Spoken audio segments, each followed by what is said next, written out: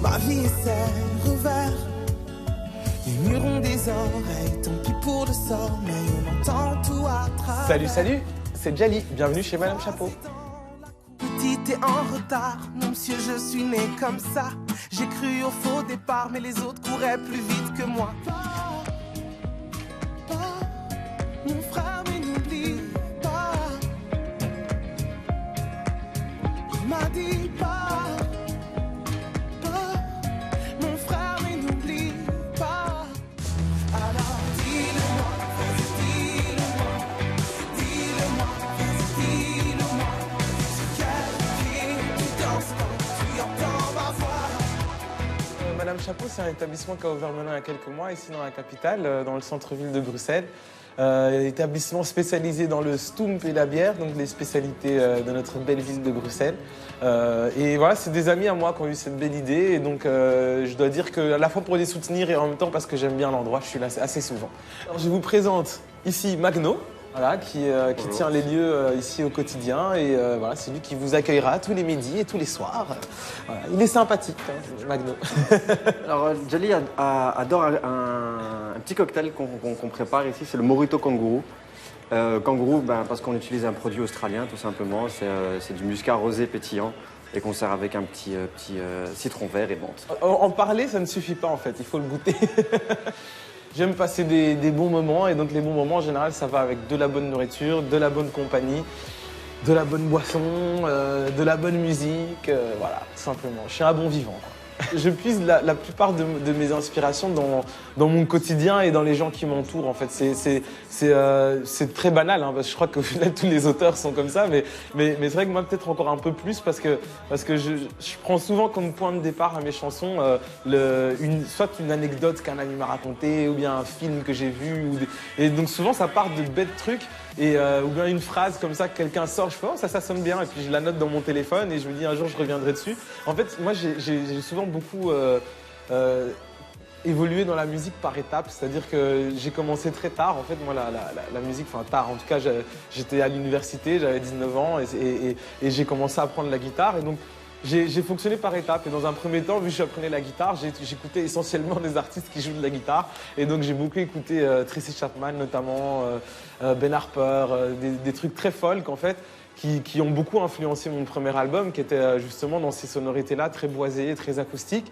Et même si en parallèle, j'ai jamais arrêté d'écouter du rap, j'écoute beaucoup de hip-hop, mais aussi voilà, de l'électro, de la soul, de la vieille chanson française et de la moins vieille.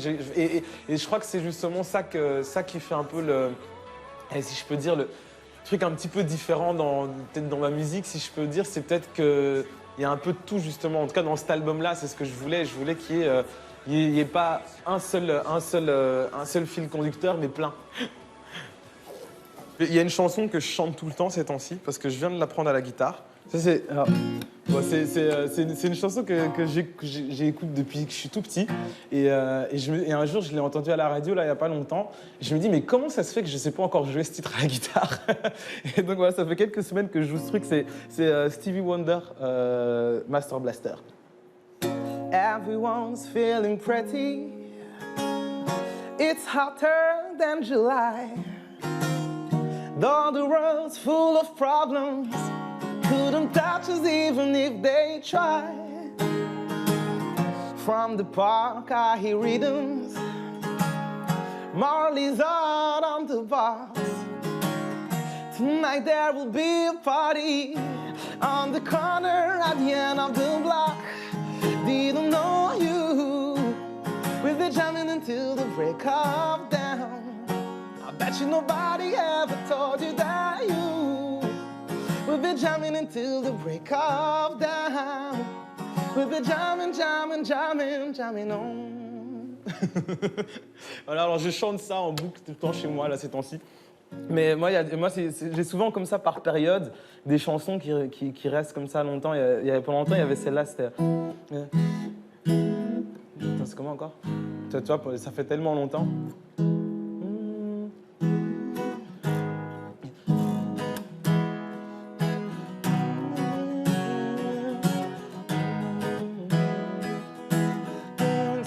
C'est justement Tracy Chapman dont je parlais tout à l'heure. You got a fast car, I got a ticket to anywhere. Maybe we'll make a deal. Maybe you and I, we can get somewhere. Any place is better.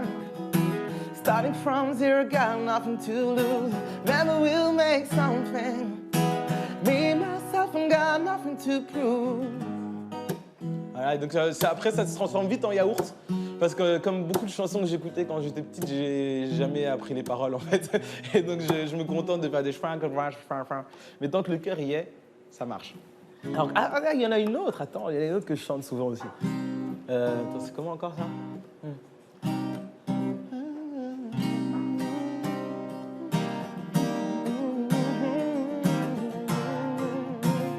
Ah, ça c'est plus récent ça.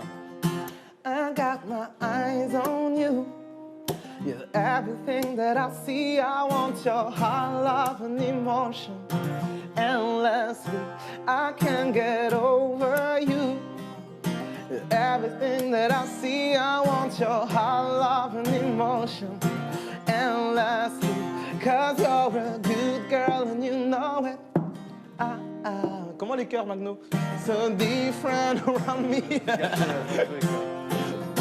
'Cause you're a good girl and you know it. I know exactly who you could be. Just hold on, we're going on. Voilà. Ça, c'était Drake, pour ceux qui n'ont pas reconnu, parce que c'est vrai que j'ai tendance toujours à changer forcément les chansons quand je les chante à la guitare, parce que sinon, je me dis que ça n'a aucun intérêt, en fait, tout simplement. Moi, j'ai appris comme ça, en faisant des covers, tu vois, sur Internet. Je prends les tablatures et puis, tu vois, des chansons que j'aime bien et je rechoue les accords. Et donc, c'est comme ça que j'ai appris la guitare. Et donc, du coup, forcément, j'ai toujours eu ce réflexe quand j'apprends une chanson de ne pas vouloir la jouer comme l'original. J'ai déjà vu des belles covers de mes chansons, notamment il y a quelques années.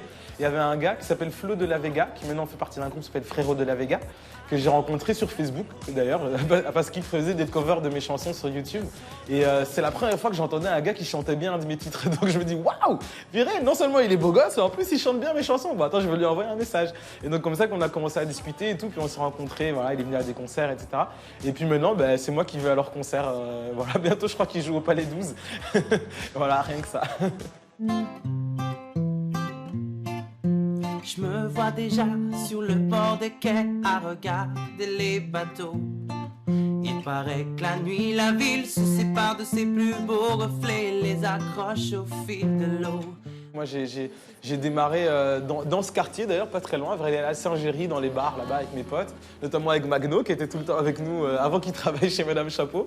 On écumait les bars, là-bas, dans le quartier, on chantait dès qu'il y avait un micro, même sans micro, en fait, des fois. Dès qu'il y avait une occasion pour chanter, on chantait. Et je crois que c'est un peu... c'est pour ça que moi, j'ai toujours un attachement avec la scène, c'est que pour moi, la musique, c'est là que ça se passe. Le studio, c'est juste un prétexte pour pouvoir ensuite aller chanter ses chansons en vrai, quoi.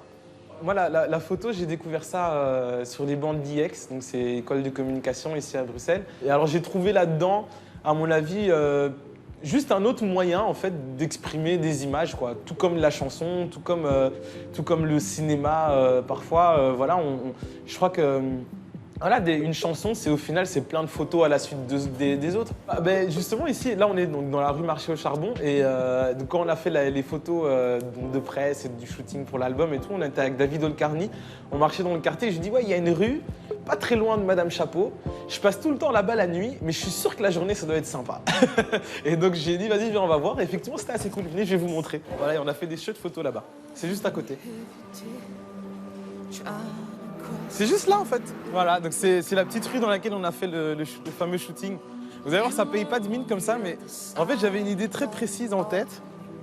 Et donc quand je l'ai expliqué à David, il m'a dit ah ouais, c'est pas con en fait. En fait, moi j'aime bien, tu vois, c'est les façades typiquement du centre de Bruxelles, tu vois. Et donc tu vois, on a essayé de faire un truc avec des perspectives pour qu'on voit pas trop là où on était. Mais voilà, l'idée c'était de trouver des petits coins comme ça où on avait un vrai cachet bruxellois avec des belles façades comme ça un peu colorées, un petit peu... voilà, c'est comme je disais, c'est un moyen d'expression comme un autre. Moi, j'ai jamais vraiment poussé le vice au point d'en faire un truc professionnel. Moi, je voulais tout simplement pouvoir capter des moments qui m'importent de la manière dont j'ai envie de les capter, c'est-à-dire avec la bonne lumière, avec le bon cadrage, avec Voilà, et donc tout ça t'amène tout simplement après à faire des belles photos, quoi. Mais disons que moi, c'est de manière globale. Même quand je fais des photos avec mon iPhone, ça me met 10 minutes pour l'éditer, pour la recadrer, pour la... Voilà, moi, j'aime bien j'aime les belles images. Et donc, pour moi, la photo, ouais, c'était tout à fait naturel. Parce que comme dans mes chansons, voilà, moi, je crois que c'est des belles images, tout simplement.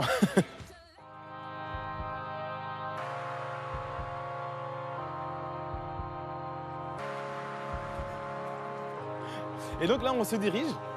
Donc on est toujours dans la rue Marché au Charbon. Je n'habite pas ici pour ceux qui voudraient venir me retrouver. je suis souvent là, mais je n'habite pas là. Et il y a un magasin notamment que j'aime beaucoup qui s'appelle Private Joke. Ben voilà, donc on est chez Private Joke. Alors c'est un magasin que j'ai découvert il n'y a pas très longtemps d'ailleurs. Parce que justement, à force de passer devant, en fait, je m'étais jamais douté que c'était aussi grand à l'intérieur et qu'il y avait une partie pour hommes. Je croyais que c'était que pour femmes et j'ai découvert ça il n'y a pas très longtemps. Et j'ai découvert un rayon dans lequel je n'ai pas encore dépensé toute ma fortune. C'est les baskets. Moi, j'ai une grande faiblesse, enfin parmi d'autres dans la vie, c'est les baskets. C'est les baskets, le shopping. Et notamment, par exemple, ça, c'est typiquement le genre de truc sur lequel je craque, quoi. Ça, c'est... tu vois, parce qu'il n'y a rien à faire. Une belle paire de baskets, ça vaut tous les mocassins du monde. Tiens, franchement, allez, il n'y a pas photo quand même. On est quand même plus cool là-dedans. Merci. J'aime bien m'habiller avec de la couleur, tu vois. Et donc, quand tu t'habilles avec de la couleur, c'est bien d'avoir des chaussures qui matchent avec toutes les couleurs que tu portes. Par exemple, tu vois, ces belles chaussures Vans bicolores. En termes de marque, je suis assez fidèle pour la simple et bonne raison que je suis très fainéant. Et donc, du coup, en fait, je connais mes tailles dans certaines marques. Et donc, du coup, je n'en sors plus. C'est pour ça que, voilà, Ben Sherman notamment, j'étais très content parce que, voilà, je connaissais ma taille parfaitement chez Ben Sherman. Pour les pantalons, je t'avoue que, voilà, j'aime un peu tout. Moi, je vais souvent chez Scotch & Soda aussi. Et après, mais le truc vraiment, j'insiste, dans lequel je craque le plus souvent, c'est les chaussures. Voilà. Et pour les chaussures, en général, c'est très simple, c'est surtout Nike et Vans, en fait, je t'avoue, voilà. Ah, monsieur, qu'est-ce que vous pouvez nous montrer de joli qui est rentré récemment? J'aime bien les chemises, tiens. Une chemise estivale. Une chemise estivale. Voilà. Allez, challenge. Ça, j'aime bien ça. Une valeur sûre. C'est pas mal, ça, par exemple.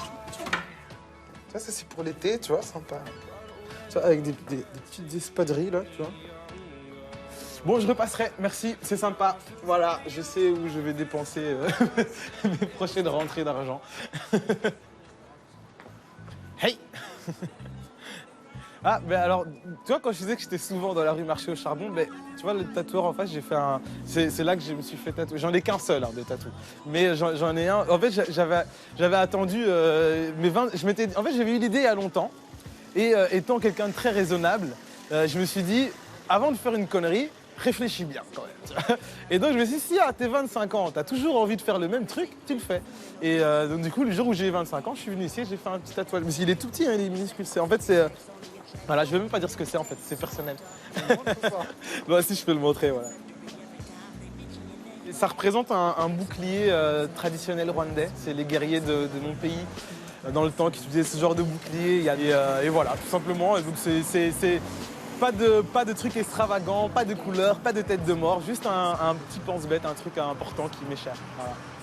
Alors moi, le fait d'avoir une double culture, je crois, déjà c'est très bruxellois déjà, parce que je pense que c'est une ville qui est très multiculturelle et il y a beaucoup de gens comme moi qui sont issus de l'immigration et qui ont grandi avec voilà un pied de deux côtés, quoi. Et donc moi, forcément, ça se retrouve dans ma musique parce que tout simplement c'est qui je suis. Mais par contre, c'est pas forcément ce que je cherche à être, dans le sens où je ne cherche pas à faire des chansons qui parlent de mes origines, voilà, je fais des chansons qui parlent de moi. Et donc dans le lot, il y en a forcément certaines qui parlent du Rwanda. Hormis le côté justement rwandais, je suis surtout un jeune bruxellois de 26 ans qui a voilà, des bars habituels, des magasins habituels. Voilà, je suis comme les autres. Après, par contre, j'ai cette petite richesse en plus de pouvoir justement jouer sur les deux tableaux et de pouvoir prendre dans ces deux cultures qui sont les miennes tout ce que j'aime, quoi, et un peu du meilleur, j'espère.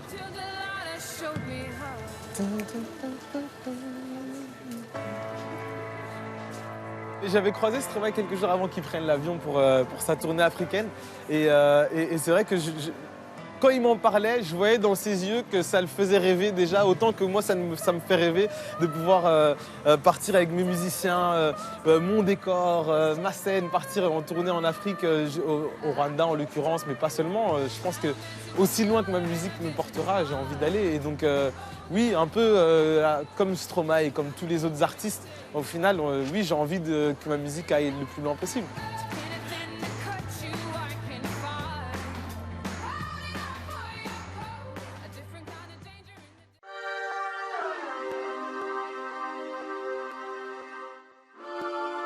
On continue donc dans la rue Marché au Charbon. J'ai l'impression d'être un guide touristique, il me faut juste mon parapluie. Suivez-moi. Ici, on a un magasin qui s'appelle Hills Music. C'est le magasin où j'ai acheté ma toute première guitare. Le jour où j'ai signé en maison de disque, ben, quand tu signes en maison de disque, on te donne ce qu'on appelle une avance sur tes royalties, etc. Et moi, avec cette avance, le premier truc que j'ai voulu faire, c'est symbolique. Il me dit, le premier truc que je dois faire, c'est acheter une guitare. Et donc, je suis venu ici. Bonjour. Ça va bien et vous ?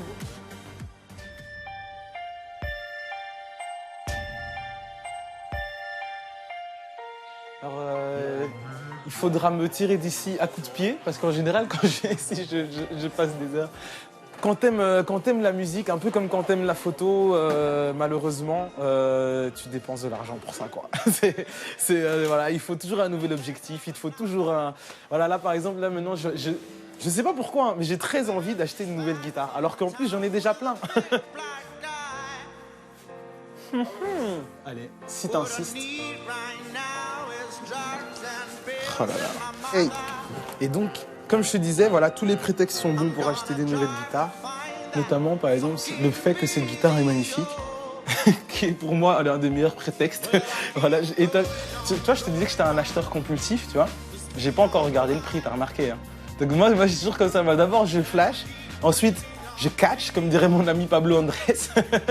Et après, je cache. Voilà. Et donc à l'époque, justement, le truc que j'ai joué dessus, parce que c'était à l'époque sur ma première guitare, je connaissais que ces deux accords-là. Et j'ai... Petite et en retard, même si je suis né comme ça. J'ai cru au faux départ, mais les autres couraient plus vite que moi. Semé dès la naissance, j'ai voulu crier au scandale. Inégalité des chances, moi qui courais en sandales. C'est bon, j'achète. Voilà.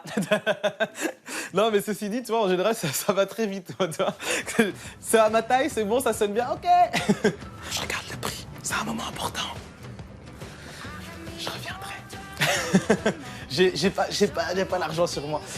Tu disais, alors comment j'ai appris la guitare? Tout simplement, comme beaucoup de gens de mon âge, sur Internet. Voilà, j'en parlais il n'y a pas très longtemps avec une journaliste qui me disait encore « Ouais, mais c'est quand même impressionnant, t'as appris tout seul sur Internet ». Et je lui disais, mais en fait, il n'y a que les vieux que ça impressionne. Les gens de mon âge, ils ne sont pas du tout impressionnés parce que de nos jours, quand tu as un problème, tu vas sur Google, quoi. Tu vois et voilà, moi, c'est comme ça, je voulais apprendre la guitare, j'ai mis apprendre la guitare tout simplement sur Google. Je suis tombé sur le premier site, c'était apprendrelaguitare.fr, je me rappellerai toujours. Il y avait un fond rouge comme ça, et il y avait des vidéos avec une personne d'origine asiatique, je me rappelle, qui faisait des tutoriels.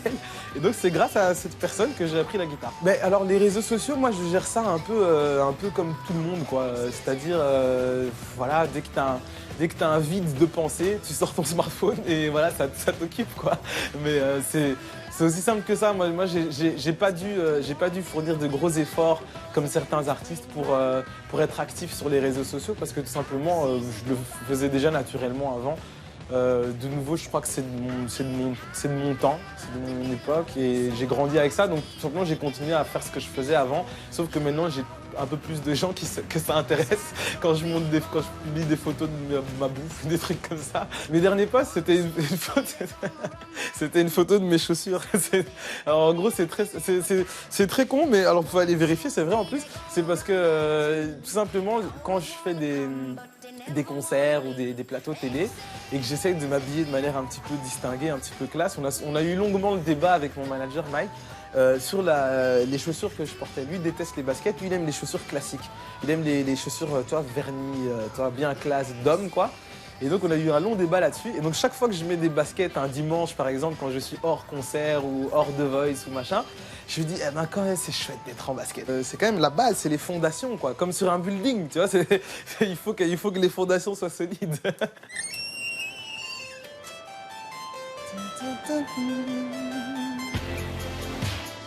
Et donc on continue dans la rue Marché au Charbon. Donc voici le commissariat de l'Amigo. C'est là que j'ai été arrêté la première fois. Ça c'est une blague ça par contre. Et ouais, alors on continue vers un autre magasin, tiens, je vous parlais de shopping mais voilà, c'est un peu ce que je viens faire quand je viens dans le quartier ici. Il y a un autre magasin pas loin que j'aime bien, qui s'appelle Mister Ego. Je pense que tous les jeunes de Bruxelles connaissent. Ben voilà, on va aller faire un petit tour tant qu'on est dans le coin. Parce que j'en profite pour faire du repérage, tu vois, c'est sympa. Les gens vont se dire, mais cette blonde dans le champ à chaque fois, qui est-ce? Elle vous a suivi toute la journée. Et en fait, c'est Candice. Elle s'occupe voilà, du management, des relations de presse, de plein de trucs en fait. Elle est un peu tout le temps à côté de moi. C'est d'abord un ami, hein, avant d'être mon collègue quand même. On s'est rencontrés à l'IEX. Je pense que il n'y a pas une personne plus agréable pour travailler avec. Oh, c'est là qu'il faut mettre les violons hein, dans le reportage.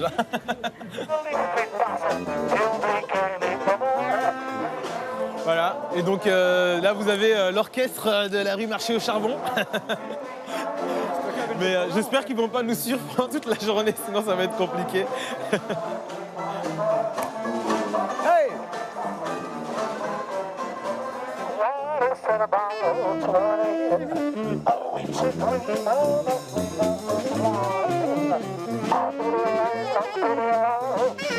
J'ai eu la chance de jouer une fois avec un orchestre philharmonique. C'était symphonique ou philharmonique? Je sais pas, en tout cas, ils étaient beaucoup.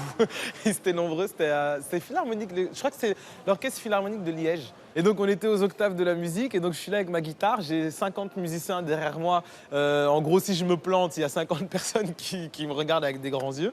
Et donc, c'est assez stressant, en fait. Parce que t'as un côté un peu magistral, quoi, avec un orchestre comme ça derrière toi. Et je me rappelle que je faisais pas le malin, en tout cas. Mais ça s'est bien passé. C'était une belle expérience. Puis, je suis content de pouvoir dire que je l'ai fait, ouais, surtout. Ma playlist du moment, eh ben, alors qu'est-ce que j'ai écouté récemment? J'ai pas mal écouté Kendrick Lamar, le dernier album.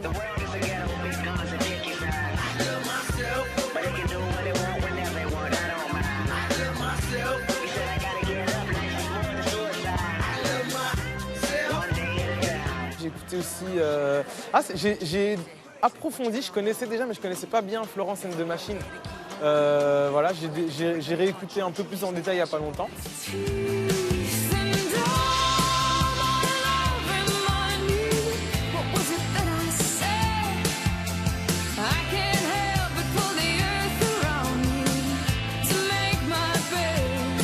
Et il y a un album d'un rappeur belge que j'aime beaucoup, qui s'appelle Caballero aussi, qui tourne pas mal dans ma voiture. 3 semaines sont passées, j'ai pas vu mes remparts, car j'ai fugué jusqu'au 7e ciel. Autrement dit, gros, j'ai fumé 100 grammes, même si c'était pas très futé, je m'en bats. J'en ai strictement rien à foutre, je suis fou. Il y a aussi, j'en parlais tout à l'heure, Stevie Wonder. Et ça, c'est un des trucs qui revient tout le temps. Je crois que j'écoute au moins une fois par semaine, que ce soit dans les embouteillages ou chez moi en faisant la vaisselle ou des trucs comme ça.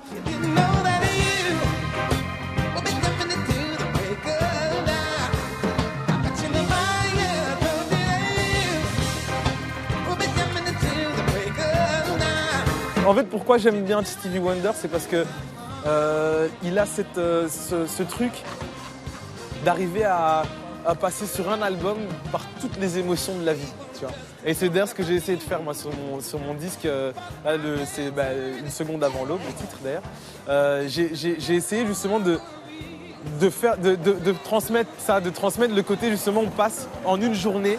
On passe par plein d'émotions et donc en un album, je voulais qu'on passe par plein d'univers, plein de façons de chanter différentes, plein de sonorités différentes.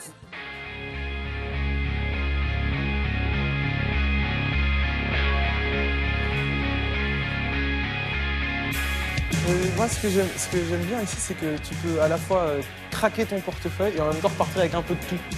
Et notamment, je te parlais des marques que j'aime bien, il y a à peu près toutes les marques que j'aime bien réunies au même endroit. Donc du coup, c'est une raison pour laquelle je viens souvent ici. Enfin, on parle beaucoup de vêtements, tu vois, mais c'est parce que tout simplement, on parlait de l'image et du visuel, tu vois. Le stylisme, ça fait partie clairement du package, quoi. Et donc, c'est une raison pour laquelle je ne m'habille pas au hasard quand je vais à la télé, je ne m'habille pas au hasard quand je vais faire des concerts. Et notamment, raison aussi pour laquelle j'ai beaucoup d'habits. Voilà. Ah, mon ami Loïc.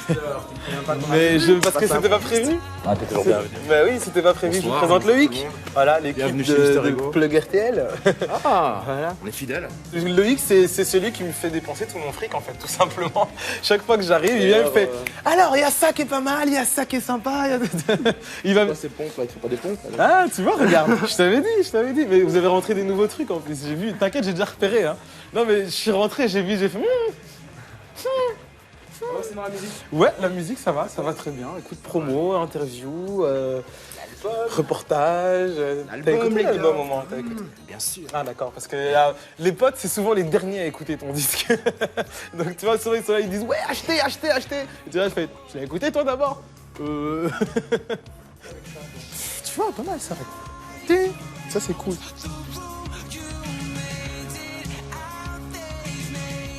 Les clips, tu vois, c'est un petit peu la récompense après la fin d'un album parce que pendant tout le temps de production, même d'écriture des chansons et tout, moi j'ai systématiquement des images qui me viennent en tête. C'est un peu comme voilà, dans un film, il y a de la musique quoi. Et donc voilà, la musique et image vont ensemble et c'est ça qui fait un bon clip pour moi.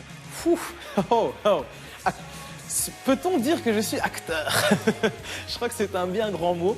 J'ai dû me faire un peu violence, j'avoue, parce que c'est vraiment pas un truc que j'aime beaucoup, moi, de devoir faire la comédie, enfin, de devoir jouer la comédie devant la caméra et tout. C'est quelque chose qui ne me vient pas naturellement, en tout cas. Mais en tout cas, dans le dernier clip là, de Dis-le-moi qu'on a fait, j'ai voulu, en tout cas, pour une fois, me mettre en scène dans le clip, alors que d'habitude, je suis toujours un peu extérieur. Et je suis toujours soit un narrateur ou bien alors un intervenant comme ça qu'on voit passer derrière dans l'arrière-champ. Mais là, c'était la première fois que je dis, bon, cette fois-ci, vas-y, on va jouer la comédie, quoi. Et donc toi, ça commence par un plan où on va en train de chercher des trucs, tu vois.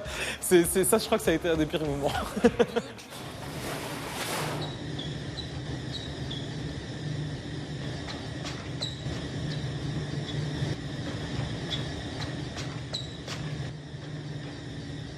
Mais tu vois, par exemple, moi, un des trucs qui a fait que je déteste jouer la comédie devant la caméra, c'est il y a un plan dans le clip d'Espagnola, qui était mon premier clip, il y a un plan que je déteste.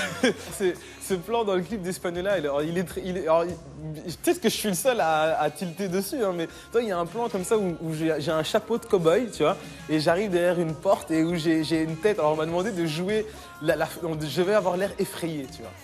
Mais bon, voilà, moi, je suis pas comédien, quoi.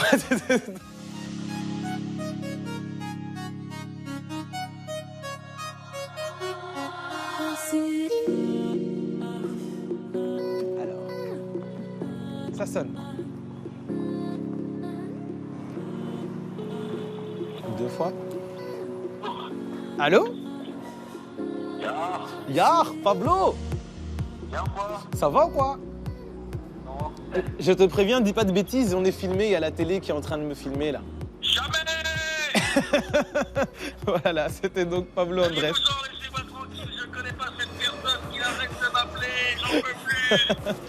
Voilà, c'est gentil Pablo, merci, j'avais dit qu'on était super amis justement, ça tombe bien. Moi je sais que la première fois que je t'ai vu ça a marqué, on s'était vu dans un grenier, de Serge.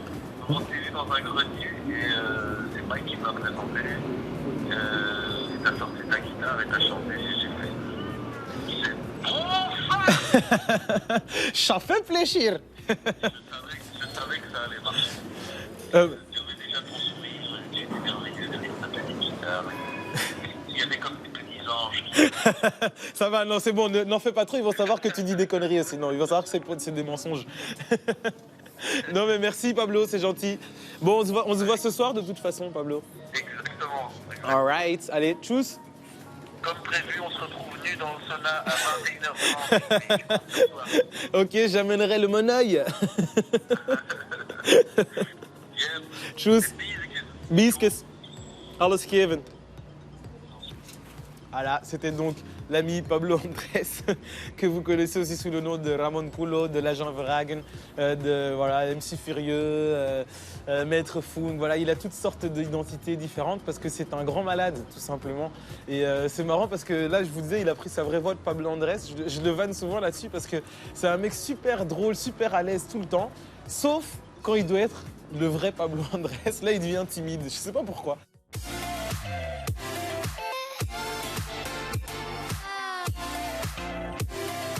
On est sur l'avenue Louise, avenue très célèbre de Bruxelles, notamment à cause des magasins de nouveau. Hein, voilà. Oui, la société de consommation, je sais.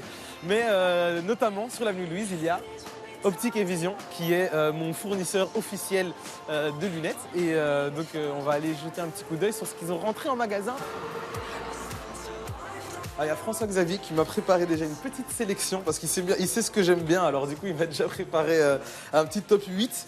Et maintenant, il va falloir passer au moment difficile de choisir, en fait. Ça, c'est le moment le plus difficile. Voilà. Qu'est-ce que tu me conseilles? Bah déjà, donc il y a celle-ci qui est assez classe, c'est stylé, avec le doré. Donc je pense que ça ira bien. Après, le noir sera peut-être un petit peu Classe foncé. et stylé, tu vois. Ça, c'est des mots, ça me parle direct, tu vois. Voilà. Voilà. Et puis après, Par contre, il faut que Candice me voit parce qu'elle doit valider. Alors, ok, tu me vois, Candice. le noir va peut-être être un peu foncé, un peu jaunâtre. Pareil, une monture dorée. Donc Ah, doré, ça, j'aime bien. celle-ci est un peu plus sympa ouais, déjà. Tu vois, tout de suite là, ting. Ouais, on va déjà les mettre de côté, celle-ci. Ah. Je vois Candice qui sourit derrière, c'est bon signe.